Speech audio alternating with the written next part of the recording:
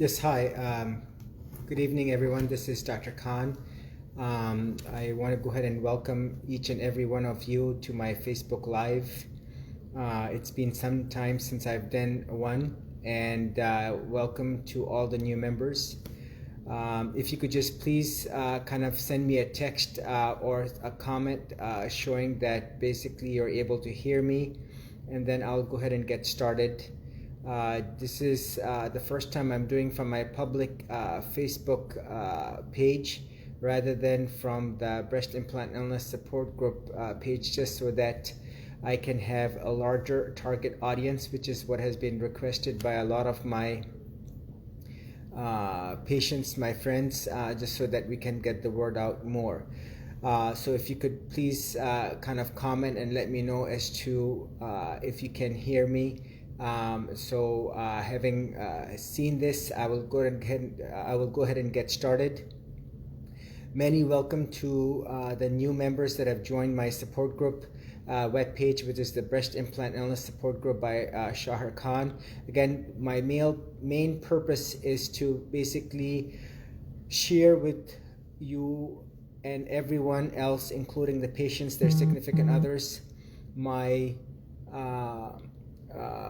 experience as far as explant surgery and as to what I believe and what my thoughts are as a board certified plastic surgeon into the ways and why I do the surgery in the way I do. Now, having said this, I want to go ahead and mention that the 5 factors, and I'm going to try to summarize as best as I can, the 5 factors that one must look at and basically be very critical of, that ensures or confirms or at least points you in the right direction, that basically gives you that confirmation that explant surgery was done right. The first one is the length of time, which is on average 4 hours. Whenever I book my patients, the scheduled surgery time is 4 hours.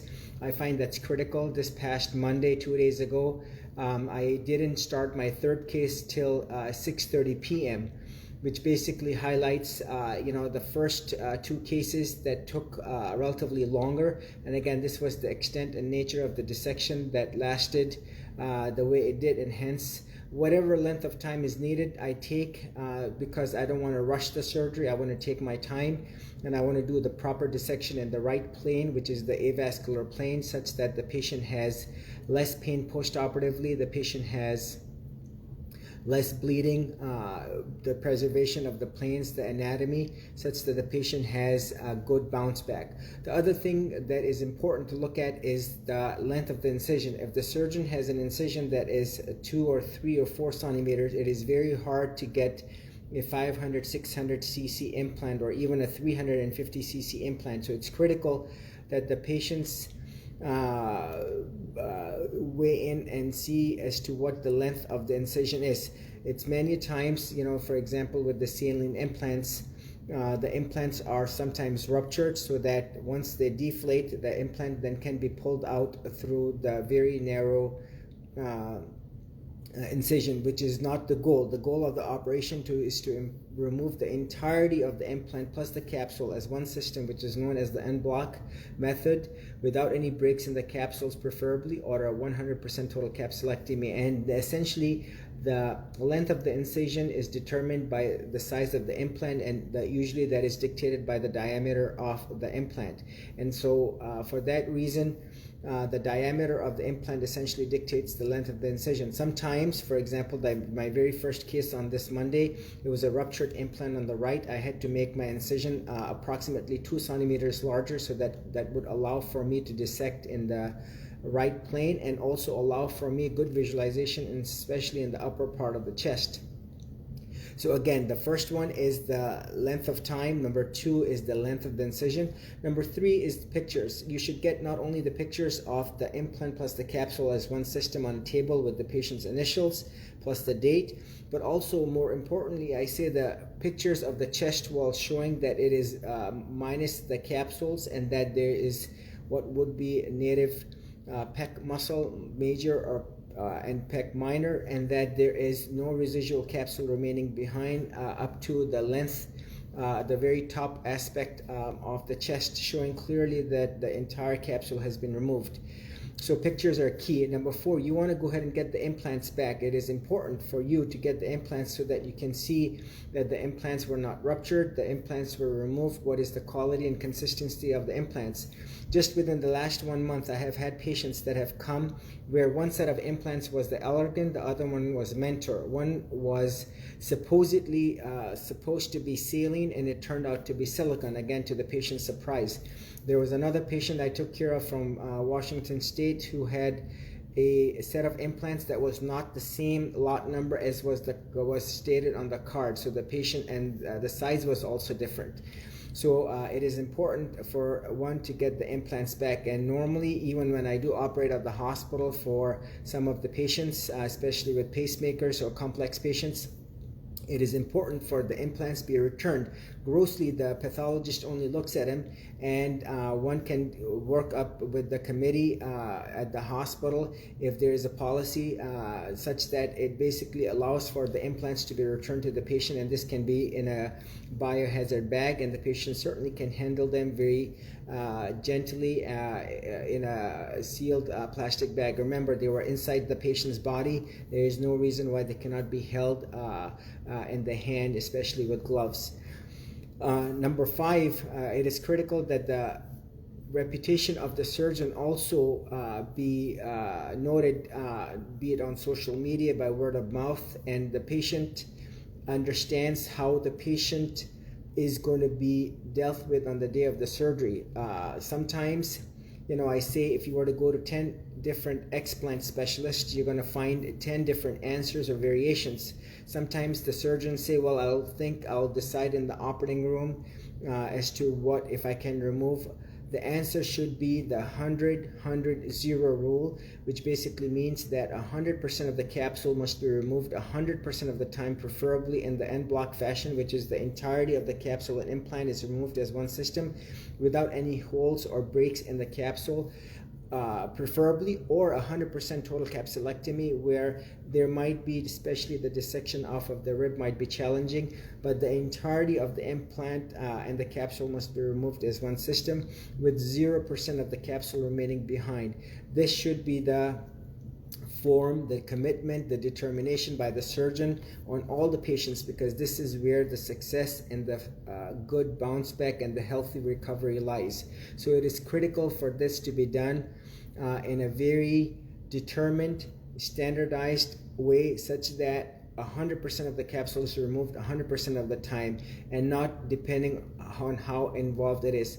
Also, if I may extend, there are some patients who have, for example, lupus, and they might be on some prednisone or strong immunomodulators or monoclonal antibodies that may suppress the immune system.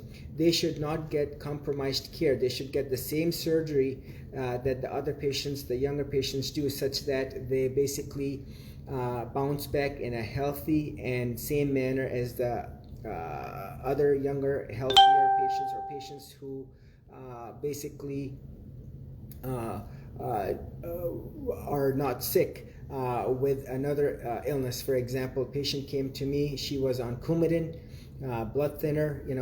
Another patient came to me who was on a blood thinner given the DVTs, the deep vein thrombosis that she had in her lower extremity. Certainly she was bridged with Lovenox, which is a blood thinner, and she got the same surgery that another patient who was not on a blood thinner got, because the entirety of the implant and capsule must be removed as one system so the patient gets a bounce back. So in summary, these are the 5 factors: the length of the incision, the diameter is of the implant dictates the length of the incision. The time it takes, it should not be a 2-hour surgery where en bloc and a lift was supposedly done in 2.5-3 hours. It is virtually impossible, at least in my hands, and I cannot imagine anyone operating in a very timely fashion. This is surgery that should not be rushed. This is surgery where time needs to be taken in order to do the dissection just right. The other, so time is important, the length of the incision. Number 3, the implants must be returned to the patient, no exceptions. The pictures of not only the implants plus the capsules plus the chest wall that is key, and number 5, the reputation of the surgeon. You're going to see on social media nowadays there's a lot of positive feedback about surgeons, including myself, and I request all patients to talk about their experience, their consultation with me, such that other patients get to see. And this is the whole idea behind the videos, behind the patient's experiences, so that the patients know and understand pre-op that this is how I do my surgeries. There are so many different ways that I find other surgeons are doing it, and in my mind I feel this is critical, that the implant and capsule and all inflamed tissue must be removed with no remaining residual capsule remaining behind. Also, I take 100% of the time the capsules that are removed in the en bloc fashion or the total capsulectomy, they are ultimately sent to the pathologist. We need to rule out the BIA, which is the breast implant associated anaplastic large cell lymphoma. We need to rule out malignancy. We need to rule out any abnormal pathology. So all capsules I send 100% of the time to the pathologist. And as you will see from the Facebook Live that I did approximately a month and a half ago, the pathologist weighs in on the inflammation, the foreign body reaction, the giant cell reaction, the refractile material that is noted in the capsule, again all pointing to and indicating the necessity or the requirement of removing the capsules. 100% of the time I take cultures from the right chest and also from the left chest and send them off for aerobic, anaerobic, and fungal cultures to the microbiology lab to confirm that there are no basically bacteria that are associated with the biofilm of the implants are basically missed. And that's why I have my patients go on a antibiotic regimen post-operatively, and right before incision the patients are started on basically antibiotics through their IV. To date, I'm very happy to state so far in my practice I have had 0 infections, and I thank my staff, myself. I go out of my way to make sure that the patient is prepped perfectly right, with the betadine and or the chloroprep, and that we take all the precautionary measures at my Quad ASF surgery center, so that the patients are given the best care and what I would call the perfect care that we can provide from each one of us that are the board certified and the nurses that are certified staff. Now another thing I want to mention is, we talk about the lift. It is, as you will see, I've heard over the last several months a lot of feedback, from my patients in regards to, can you do a lift? Is that why you don't do one? There's a nice YouTube video that I've put forth in regards to the indication of a lift, why a lift is absolutely mandatory in some cases, and in some cases it is certainly not a lift but a mastopexy, which means rearranging the skin such that there is good cosmetic results given the loss of volume. Now whenever an implant is removed from the chest, there is 3 volumes that are ultimately removed. The first volume obviously is the volume of the implant itself. Let's say if it's a 350 cc's implant. Sometimes there is volume of the capsule that can be of significant amount. For example, a grade 4 contracture. So that's another volume that is removed from the chest. And the third is those engorged dilated veins, those inflamed, swollen, inflamed tissues. So we do not know. One side may be very much inflamed, the other side may be normal, and so the different tissues react differently, and we can see that in pre-op. Sometimes, just 3 weeks ago I had a patient that came from Texas, and I operated on her, and her biggest concern was, given the pedunculated droopy breast that she had, her nipple areola on the left side was significantly larger, almost twice the size of that on the right. And her concern was, she had sought consultation from another plastic surgeon in the area, and the plan was to go ahead and do a nipple areola reduction, such that with the 42 millimeter cookie cutter, that was going to be the size. And I told her absolutely that in my hand and my practice, I would not recommend that at all. And so as you will see, she did post some pictures on my private breast implant illness support group Facebook page, where you clearly see that the nipple areola had shrunk given the inflammation and given the loss of volume. And the analogy I like to give is, if you have a balloon that you get a Sharpie and draw like a circle, for example, a 2 centimeter circle, and then you inflate the balloon to, for example, 400 cc's, and that's the size of the implant, you're going to find that the Sharpie marker area is going to increase in size. And once the implant is removed, the skin only retracts, especially given the young healthy skin, that ultimately recovers down to what would be a normal size. And lo and behold, in this patient and the many others, the patients did basically recoil back to their normal state, and again without the need for what would be involved surgery, which means that the incision around the nipple areola, and then also the up and down incision, the lollipop incision, and then the anchor, which would be a lot of surgery for someone who absolutely would not and does not need it. You'll find that the tissue is inflamed. You will,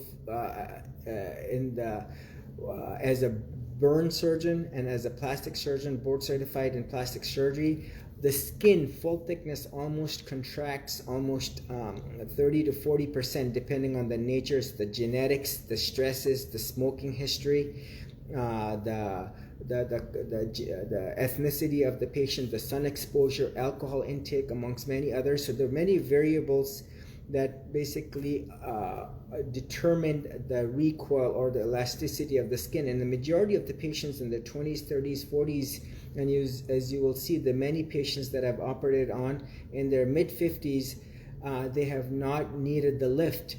And something that is going to be overkill, and roughly as a broad estimation, I would say a good 70 to 80% of the patients do well without a lift, and a lift is not mandatory, absolutely. And that is surgery that is not required. Now, one thing I want to mention is a lift in general, or the inferior, the lollipop and the anchor incision, that is the mastopexy or the lift incisions. The mastopexy or the lift usually lasts 10 to 15 years. I tell my patients, the whole goal of the surgery is to remove the implant and the capsule and any inflamed tissue, and to give the body a chance to bounce back to its normal state of health and affairs, minus the inflammation. And then you will find in a good number of the patients the skin recoils. Now, this surgery alone in itself can take anywhere from 4 to 6 hours in my mind. Look, for example, just 2 days ago on the Monday, just 2 days ago, I did my third case. I didn't start my third case till 6:30 p.m. I wish I could have done my first one sooner, no, but it took longer. My second patient knew that I was basically going over, because that's the length of time given the ruptured nature of the implant, and my whole goal and job was to remove the implant and the capsule as one system very tactfully, such that the patient would not require drains. And so that is a topic in itself, which I'm going to discuss shortly. So going back to the lift is not required when the surgery is done right, and especially majority of the cases, the implant is sitting at the bottom, below the muscle.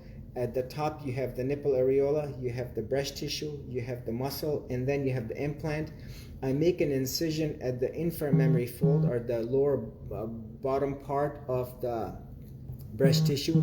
This allows for me a good access point. That way I don't have to go through the pectoralis muscle and violate that.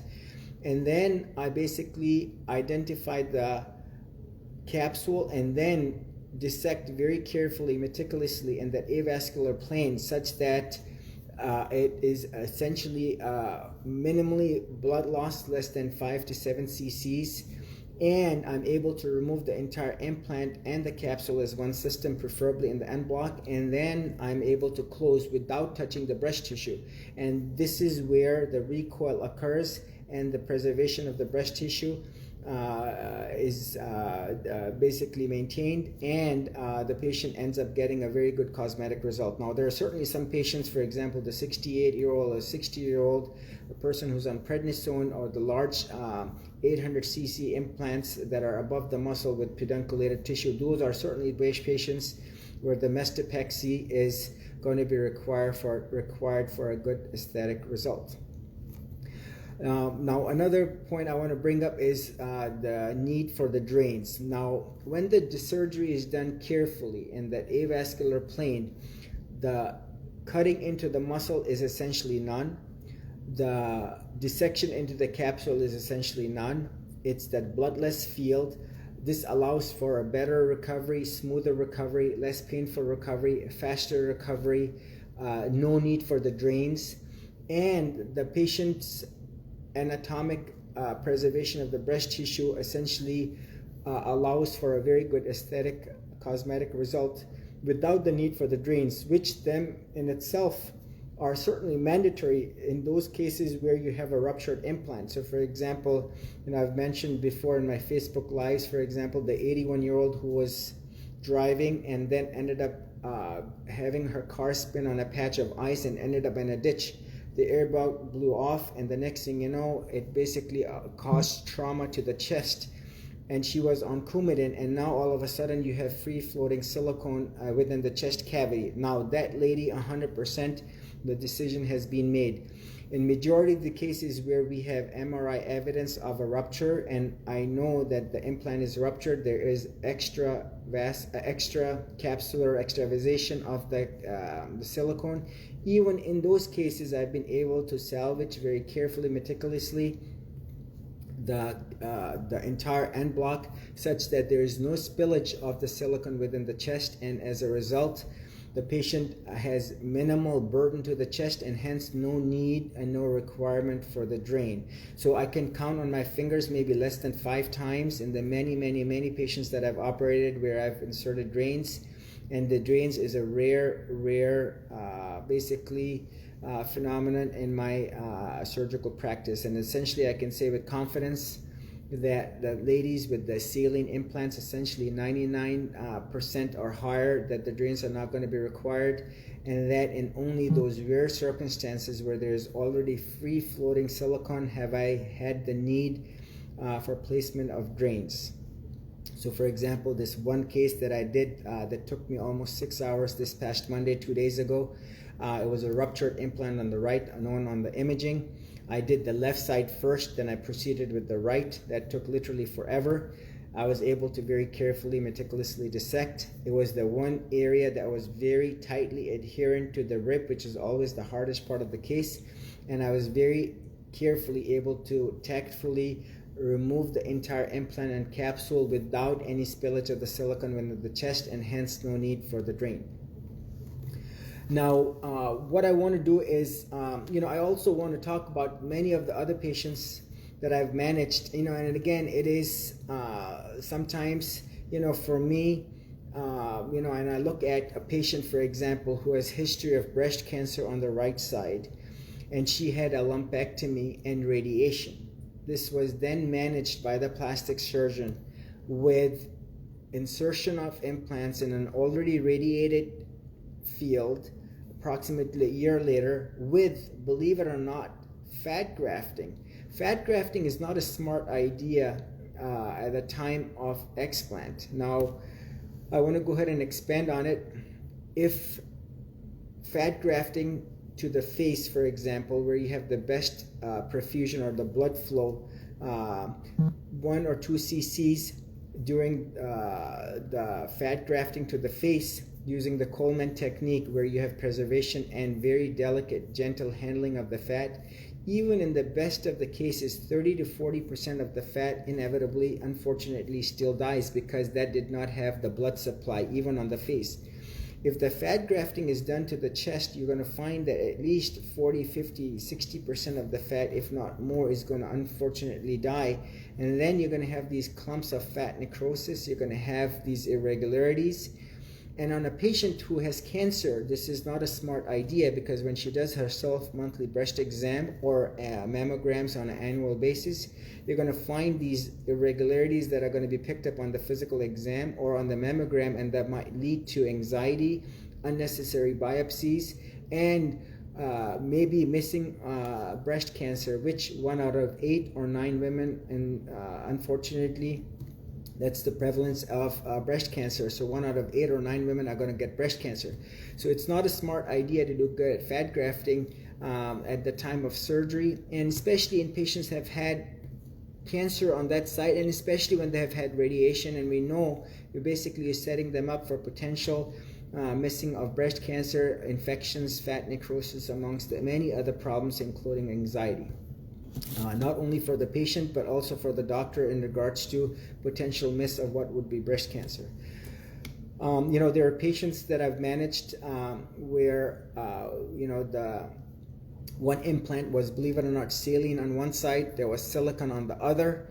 There was one patient that had come to me where the implant was, believe it or not, indeed ruptured, and it was, ruptured because one of the plastic surgeons who wanted to bring symmetry because of the rupture on the left side, the patient was managed by deliberate puncturing of the intact implant so as to cause symmetry, because the patient did not have the funds to remove the intact implant or basically have replacement, which I find should not and is not the standard of care, and again done by reputable what would be plastic surgeons that are practicing in the community. So there should and is a certain standard that I find, and I want the patients to share the stories. A lot of developments have occurred. People ask me, are breast implants safe? And I get these questions asked a lot, and that it should be a small subset of patients basically who are affected by what is the breast implant illness. And ultimately I say, number one, as you can see, the FDA warning that just came out last month, the implants are not supposed to be or meant to be there forever. They've been associated with the breast implant illness, which we all know as to be the rheumatological fibromyalgia type sign symptoms, the many symptoms from the head to the toes, from the loss of hair to the problems with vision, headaches, sinus problems, ringing in the ears, rashes, change in taste, neck swelling, lymph node swelling, along with difficulty breathing, shortness of breath, anxiety that is basically triggered, depression, along with almost all the psych problems that basically are triggered by the implants, along with the vasculitis, hypertension that certainly can be brought on, strokes, and we know the dryness of the eyes that is very notable, the Sjogren's type symptoms that is more common, along with almost all the GI symptoms that one can think of, from the irritable bowel syndrome to diarrhea, for example, food sensitivities. You have tests for lupus, for example, that come back false positive, false negative, and the many irregularities of the joints, the sleep patterns, the fatigue, and again, from the fingernails to almost all the tingling numbness in the arms. And again, if you call my office, you will see that the many symptoms, almost 50 of them that we have in a questionnaire that I have the patients check. And for example, the 40-year-old that came to my clinic today, and she had almost all of these symptoms checked, and I say to them, where on earth do you have an illness that basically encompasses and basically spreads through all these organ systems? And it is what I say to my patients, time will prove it. You have gone through your primary care doctor, patients have gone and basically been to the Mass General, Mayo Clinic, Cleveland Clinic, to all the reputable hospitals across the nation, and no one even points towards the implants. So going back to the implants, are they considered safe? Number one, they have been banned before in 1992. Number two, they have been associated by this many studies that have been put forth even by the manufacturers that ultimately the implants are the reason and cause of these problems that I just highlighted earlier. Number three, they've been associated very clearly with the BIA anaplastic large cell lymphoma, which is the breast implant associated anaplastic large cell lymphoma. There's a black label warning that was introduced and very appropriately introduced by the FDA to alert the patients and also for the plastic surgeons to acknowledge with the patients that these implants are not naive. They're not meant to be there forever. On average, they last 7 to 10 years. Even if you have the gummy bear implants, as you saw in my post 6 weeks ago, there was a young lady, had a gummy bear of implants 3 years old, and another lady from 5 years old set of implants, silicone, and one side was ruptured. And there are many with the many other reasons where someone, for example, who is 26, for example, and the average American woman who lives to 82, the 60 or so years during which she will have a set of implants, on an average, the many times they would need to be replaced, the capsular contracture, the infection. Another topic in itself, as I mentioned earlier, the one out of 8 or 9 women that are going to get breast cancer. You know, you don't want, the most common reason why and how breast cancer is picked up on is on a self-monthly breast exam. We don't want the implant to kind of get in the way of that exam. And now all of a sudden, if the patient has a contracture or pain, or basically the cancer is sitting on an aspect or an area where the palpation cannot occur, the breast cancer in itself can be missed. The implants are sitting below the pec muscle. Now you're going to find when someone tries to work out, wants to do athletic activities, the patient's upper extremity is certainly compromised, and because the implant now is being compressed by the pec muscle. We don't want to basically have many women that I've talked to over the years have refused to get a mammogram because it was the most painful experience, where they had to press against the machine, and they found it to be very, very uncomfortable and painful, and that in itself is a reason to not augment, because if the mammogram is not done, or the mammogram is done incorrectly or obscures the good imaging, that might be a reason why the breast cancer may and could potentially be missed. And there are many, many reasons, as you will see. And now there is a general trend across the country where, the Cosmopolitan magazine, the Fortune 500, like the magazine itself, and there is a national trend towards recognition by primary care doctors. We had the big symposium, the 3-day over the weekend in October, where a group of docs very appropriately got together and want to highlight and bring awareness to what is breast implant illness, because it is as real as any disease. Hopefully it will not be long before the disease is recognized, and that it is basically given an ICD-10 code, because it very much deserves that now that the FDA has recognized breast implant illness. I request all my patients, the significant others, and anyone and whoever is listening to write to their senators, to their congressmen, to their politicians, so that we can go ahead and bring a change for the better for the patients, and to basically have, just like COVID-19 is being treated and managed by the governmental agencies, this breast implant illness, which is another pandemic, if you will, in itself in a different form, needs to be handled and managed such that we do no harm. And ultimately, if you ask me, it boils down to this one word, which is respect. And this is a respect for the patient's family, patient's misery, and these are young patients or old patients, whoever it is. We need to respect that this is a disease that hurts people and everyone around them, and we need to find a right treatment where we standardize it, where we offer the best chance for cure for the patients, where we know from the reputable plastic surgeons who are doing it right, that there is 80 to 90% relief in the vast majority of the patients. There need to be studies. There needs to be a halt to augmentation. There should be a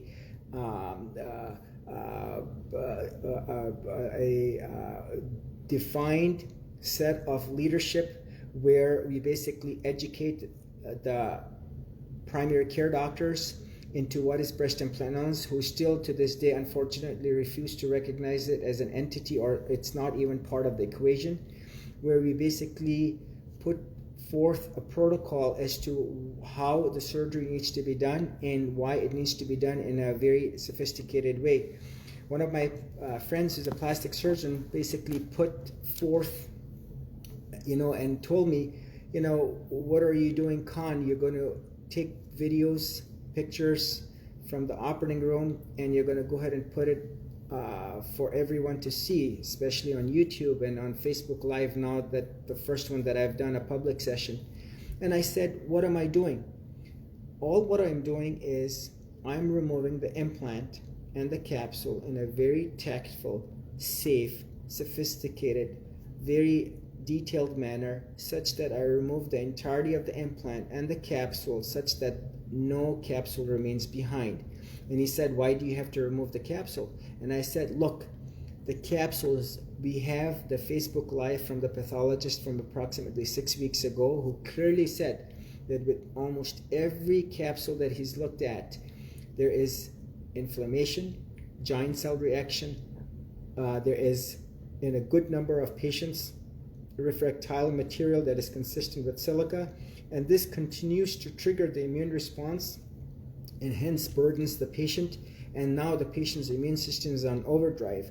And we know from the many patients who have had capsules that were left behind, when a second surgery was done just to remove the capsules, you find the patients bounce back, their brain fog improves, their fatigue, their vision, and all these signs, symptoms of BII improve, and hence, again, another evidence that points to the fact that the capsules must go.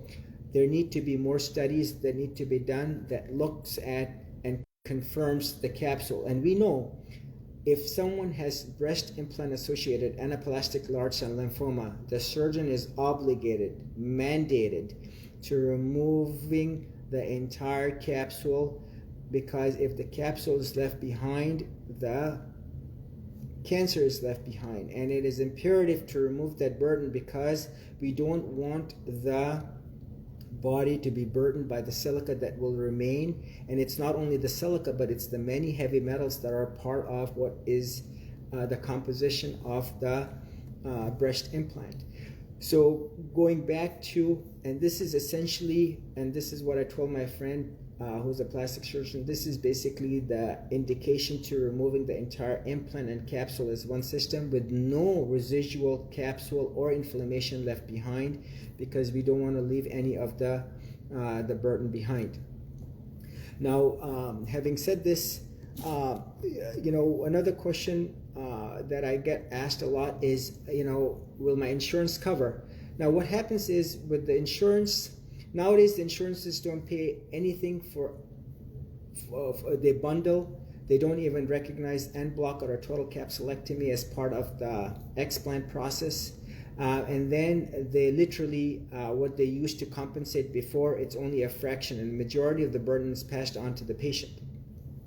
The reimbursement amount is essentially minimal, and we're looking at approximately $750 to $1,500, which is not going to cover any aspect of what would be the 4, 5, 6 hour commitment.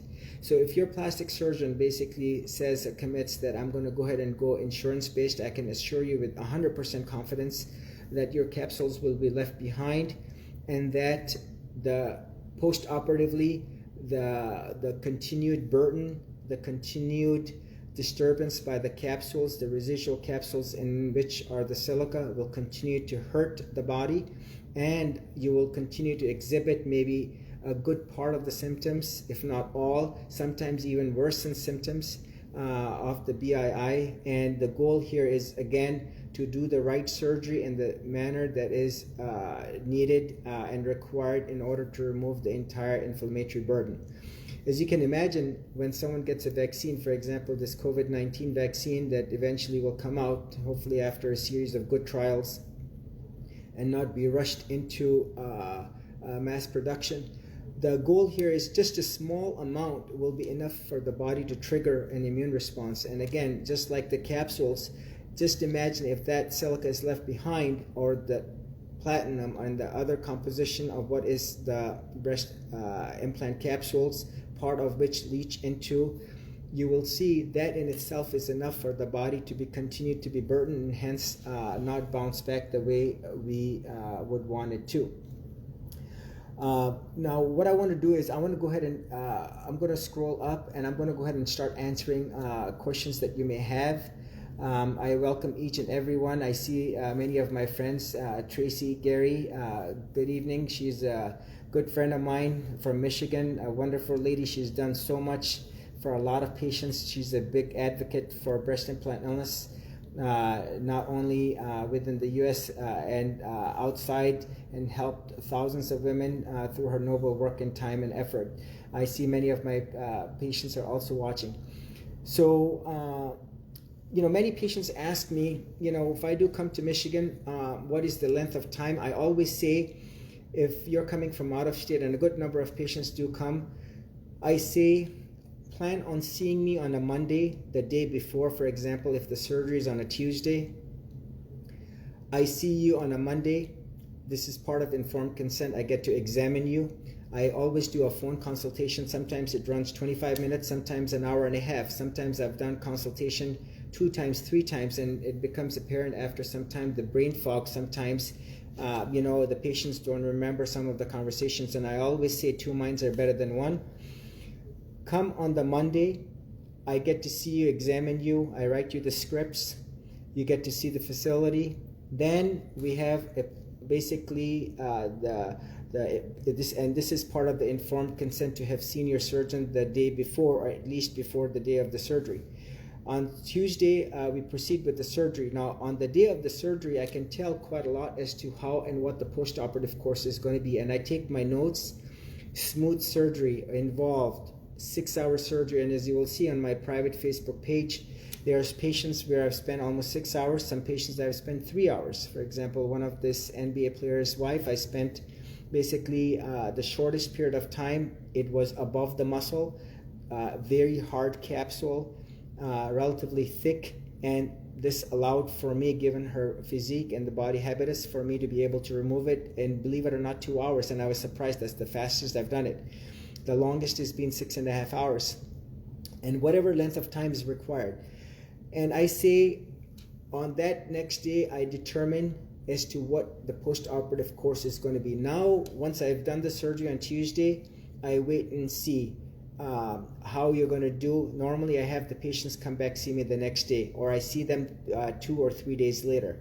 And then I have had patients that basically go back to their home state, for example, New York, or back to Washington State on post-operative day number 4. I had a patient that flew in from Los Angeles.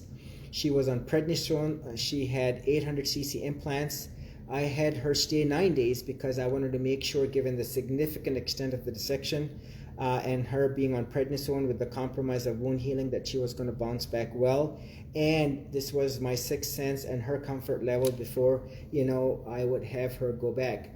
There are patients that have come to me, for example, from New York. They flew in at 6 o'clock in the morning, landed. By the time they made it to my pre-op, my third case for the day, and they stayed essentially the weekend and headed back on Monday because everything went very well.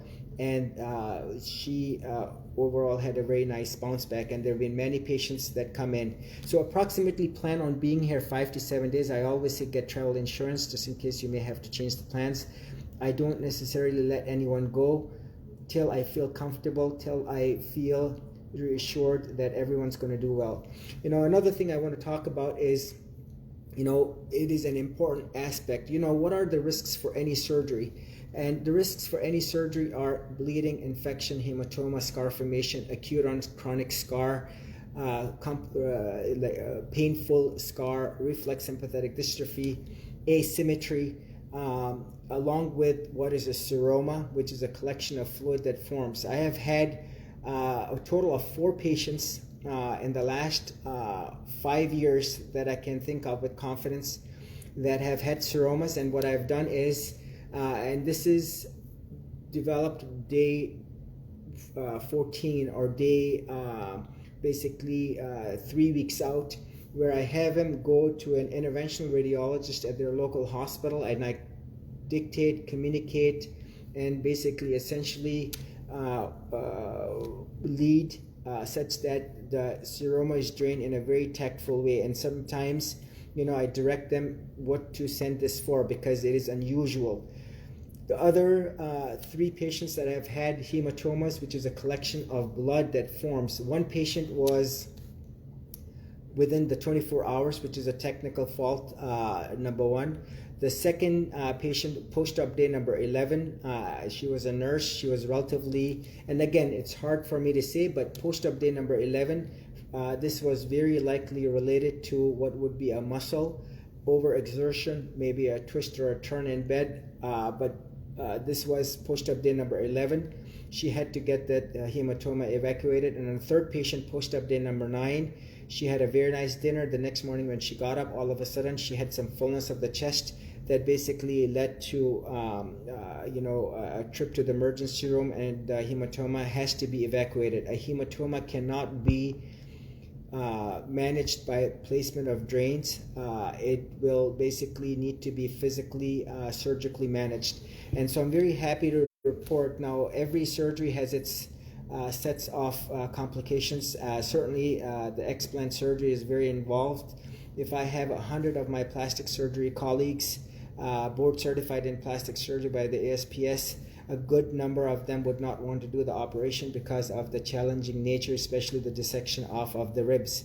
And I say this is important, healthy to discuss, and this is why each and every single patient of mine gets my personal cell phone number, so they have 24/7 access to me, and that I am there from start to finish to direct and to dictate a good, healthy, and a good functional recovery from start to finish.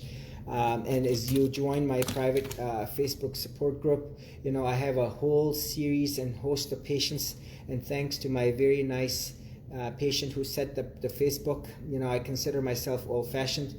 I'm not a big fan of Facebook. I just came off a 1-month block, having posted a picture of one of my patients, and Facebook automatically put a 1-month block, and so that's why I was kind of in hiding for 1 month. But I say this is a very nice tool, very effective tool.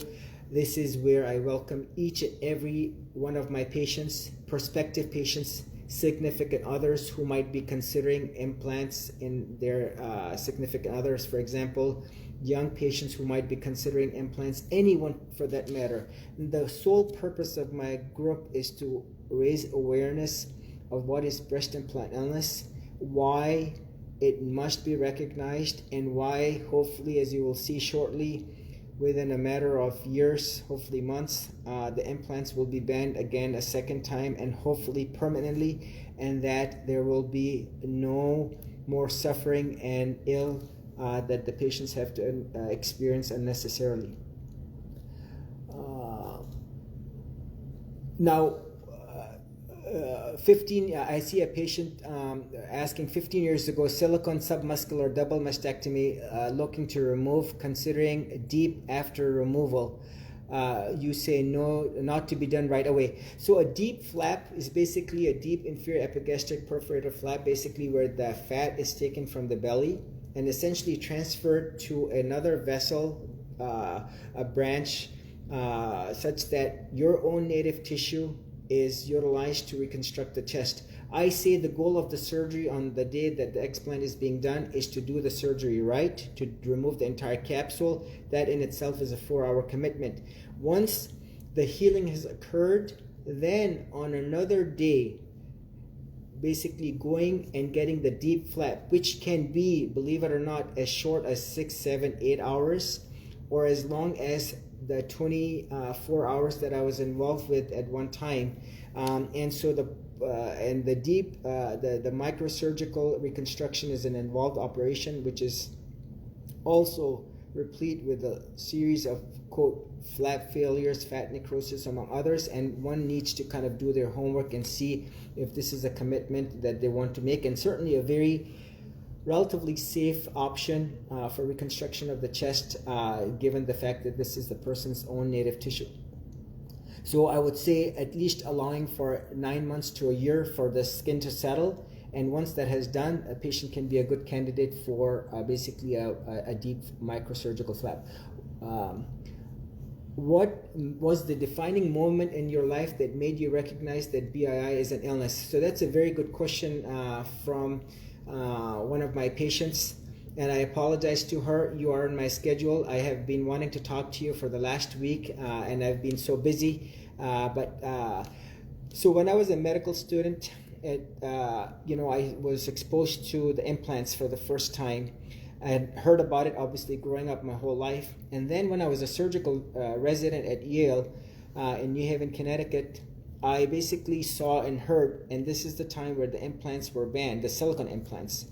And I saw, just like a curious resident, what the implants were doing, and I saw the feedback. I worked with a phenomenal breast surgeon there in my training, and I met many different surgical oncologists that I worked with in my surgical training when I was at Yale. And I saw the patients that were hurting, and all what one needs to do is just look at some of my YouTube videos and also my private support group, Facebook support group page, and you will literally be surprised / angry, shocked, and also be hurt by watching what some of these patients have gone through. And then patient after patient, I saw that same pattern of this fatigue, the brain fog, the GI disturbance, and it didn't take much for me to put the two and two together, where I said, you know what, this is something where I do not want to do this.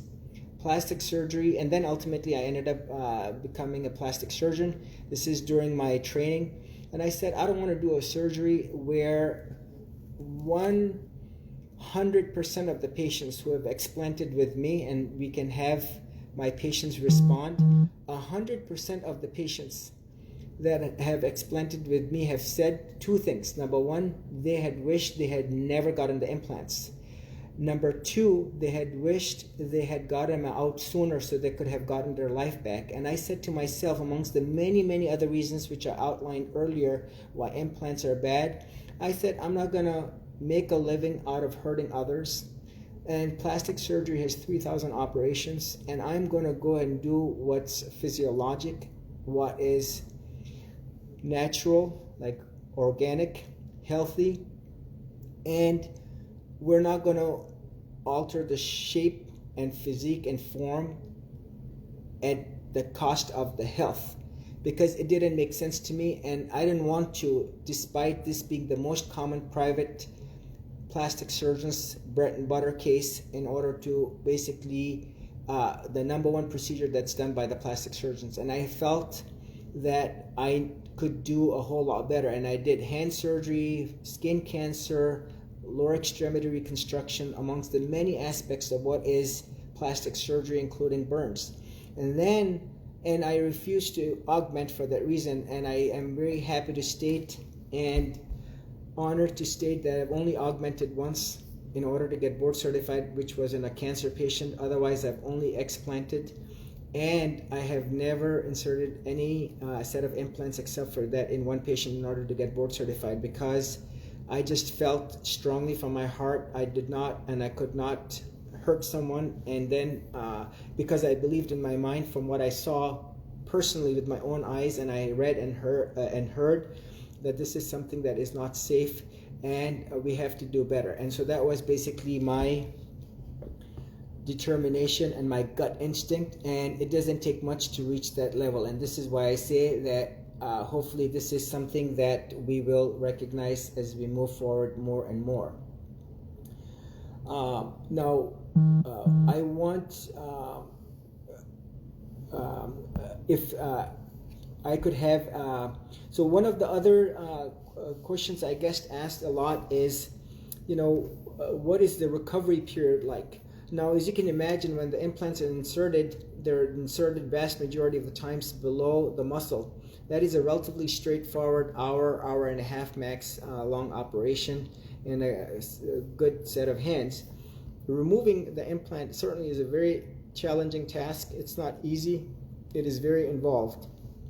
And because it's below the muscle, the pec muscle, basically that sits on the entire chest and basically inserts into the humerus, any function of the upper arm will cause the contraction of the pec muscle. So for that reason, post-operatively, patients can flex and extend at the elbow, their wrist. They can brush their teeth, comb on the night of the surgery, type text, no problems, make a cup of coffee. That should not be a problem the very next day. The first week, most of my patients are, I normally prescribe, depending on their past medical history, the Norco/Tramadol and or potentially the Aleve. Now I have these 3 different medications that kind of work effectively in allowing for a good regimen. And sometimes if this works well, I tell the patient, use it to your own comfort, and at any given time you need to be 3 out of 10 pain. I say as long as you're on the pain medication, you should not be driving, because driving is all about reaction time. So the first week, it's a recovery. And then once they come see me, I have my patients, once the surgery is done, go on a nice compression garment followed by a binder, so that you not only have a nice compression but kind of a recoil that gives the patient some added comfort. I have the patients walk the next day with assistance as tolerated. This helps release the endorphins from the lower extremity and allows for good mentation, gut, especially with the Norco and the pain medications where you can have constipation. It helps to take the stool softeners, so that helps with the recovery. So the first week, 6 days to 7-8 days, the patients are recovering. And then following that, I kind of have them what they call the T-Rex arms, not moving the arms much, because we don't want shear forces that are going to move the tissue up and down, especially the skin, and we want a nice compression, and this allows for a nice, good, healthy recoil.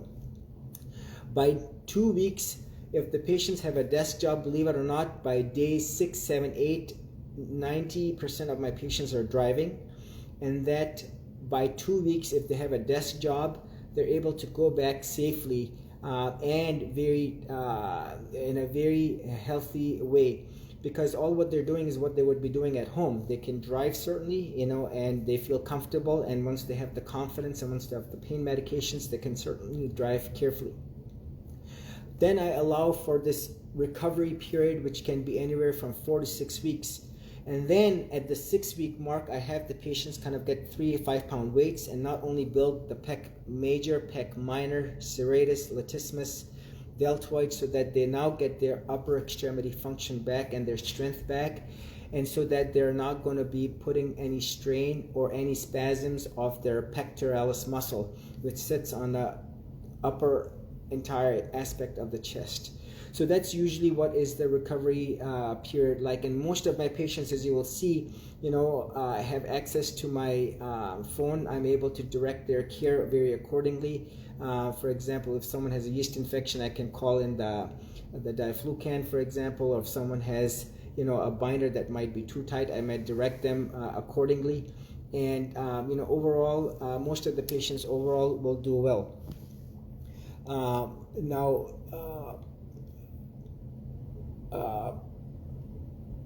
Now the best source is go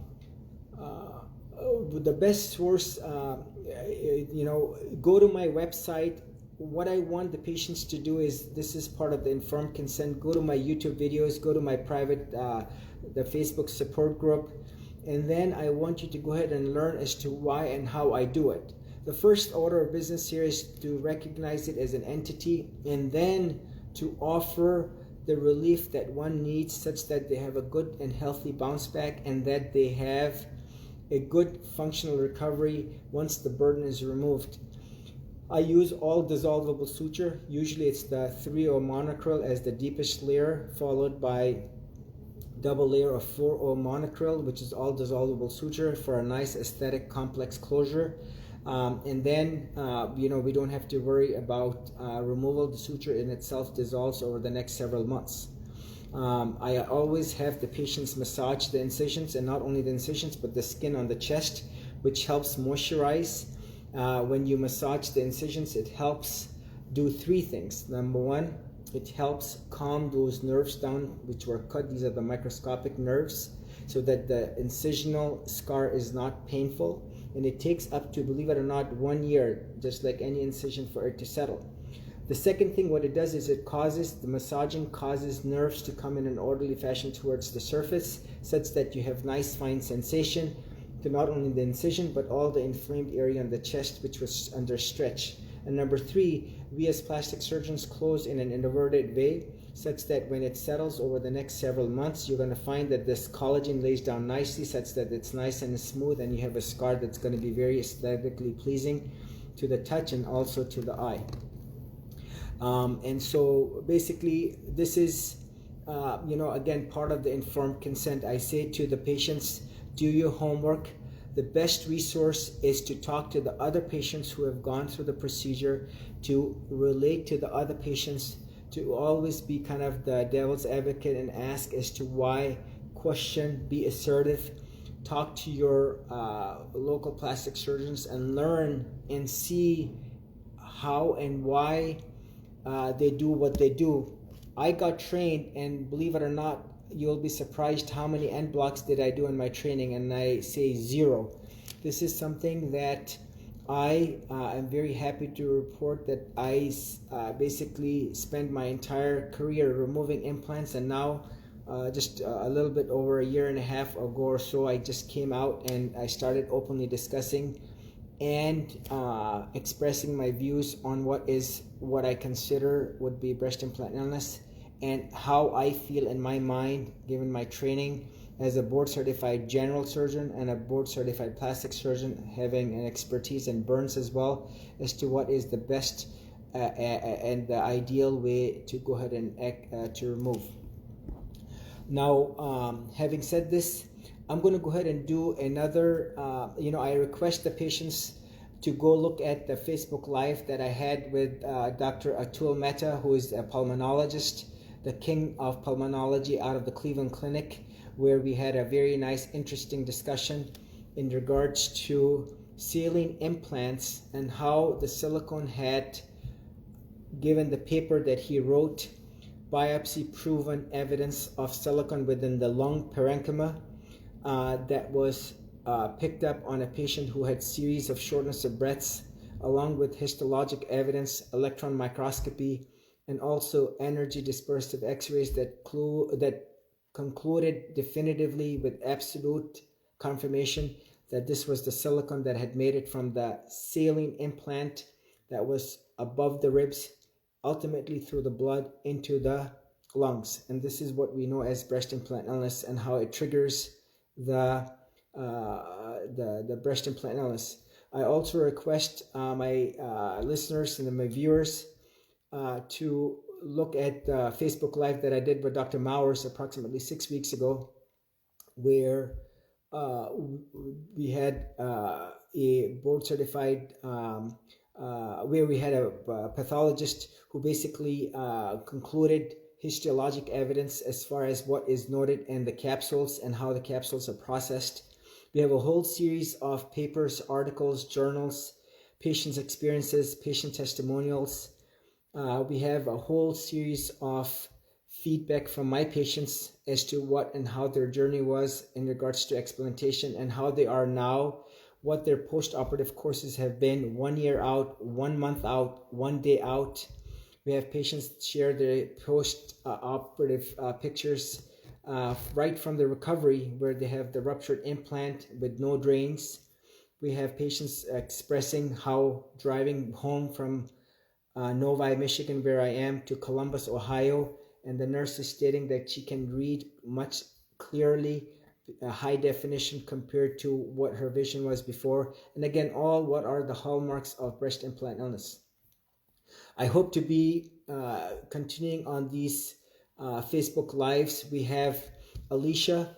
She is one of my very close friends, also someone who started the Facebook Live for me. She's been a tremendous asset into helping the world educate in regards to what is breast implant illness, and hopefully as we move forward in time, how we can recognize what would be this devastating, creepy illness that continues to hide and evade the many primary care doctors, neurologists, endocrinologists, rheumatologists, cardiologists, who slowly are starting to recognize the burden that it causes, and certainly very much destructive in nature.